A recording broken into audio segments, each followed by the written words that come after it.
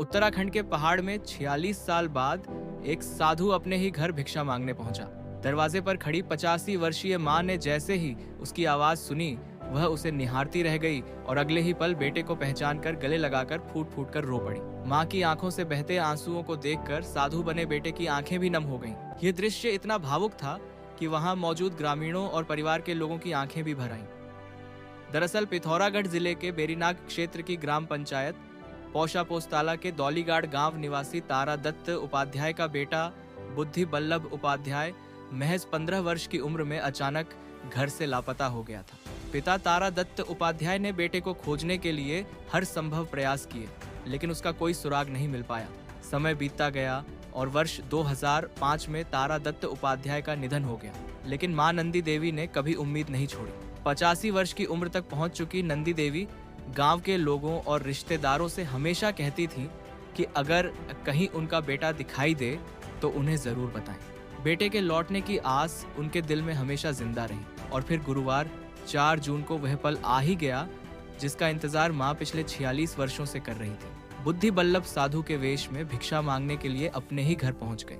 नंदी देवी ने जैसे ही उनकी आवाज सुनी, वह कुछ देर तक उनका चेहरा देखती रही और फिर तुरंत अपने बेटे को पहचान लिया। बेटे को देखते ही मां ने उसे गले से लगा लिया और फफक फफक कर रो पड़ी। ये देखकर साधु बने बेटे बुद्धि बल्लभ भी भावुक हो गए। बुद्धि बल्लभ ने बताया कि घर छोड़ने के बाद उन्होंने ट्रकों और अन्य वाहनों में काम किया। बाद में उनका झुकाव धार्मिक जीवन की ओर बढ़ गया और वह विभिन्न मंदिरों में रहने लगे। हरिद्वार से होते हुए वह राजस्थान के बीकानेर पहुंचे, जहां उन्होंने साधु जीवन अपना लिया और अपना नाम बदलकर बुद्धनाथ रख लिया। उन्होंने अपना पता भी हिमाचल प्रदेश का बताना शुरू कर दिया। वर्तमान में उनकी जटाएं 12 फीट से अधिक लंबी हैं। बुद्धनाथ ने बताया कि साधु परंपरा के अनुसार मां के हाथों से भिक्षा लेना आवश्यक माना जाता है, इसी कारण वह अपने पैतृक घर लौटे थे। घर पहुंचने के बाद उन्होंने अपने पिता, भाई, चाचा और ताऊ के बारे में जानकारी ली।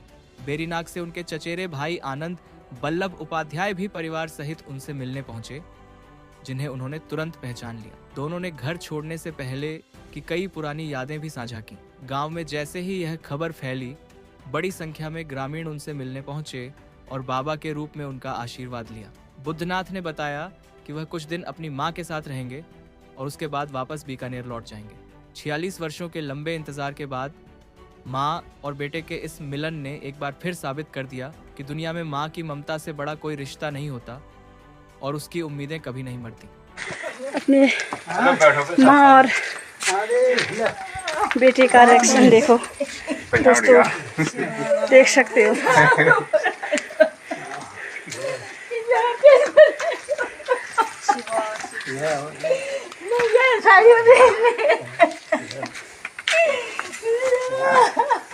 बैठो, कोई बात नहीं।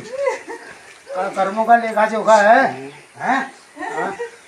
ये कर्मों का लेखा क्या बैठने दिया? कुछ नहीं होता। कोई बात नहीं, आप बैठो। वो क्या वाला? बैठो, बच्चा मिला था मेरे को कल। आओ दिखाओ। अरे भगवान, अरे जगह जगह पे रुको। शुक्रिया। यो आप बैठोगे? जय हो जय। ये तो भैया खुश रहे, खुश रहे। आपकी इतनी बूढ़ी होगी पता ना, तो कब चली गई पर चिंती है, हैं? हाँ, हम तो फकीर बन के घर में अच्छा हो गया। 7 जन्म में एक फकीर बनता है गाँव में, घर में तभी पार लगता है। एक मनुष्य जीवन कुछ नहीं है, रोते पीटते खाते पीते हंसते निकल जाएंगे, है ना? भजन भगवान का सबसे बड़ा है।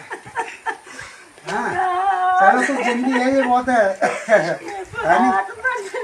बैठो तो कुछ सीखा बोला भी। उसको जानता तुम जानते? हाँ, वो अभी तेरे जीते जी कम से कम हाथ हो गए, हाँ? नहीं तो मुश्किल था। तो फकीरी तो बहुत अनंत है। हाँ,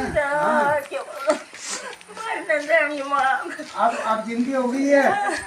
हाँ, क्या हालत बना रखी है बता। हाँ, कोई बात नहीं, अब आते जाते रहिए। बने रहिए पहाड़ से मैदान की हर खबर के लिए देवभूमि दर्शन के साथ।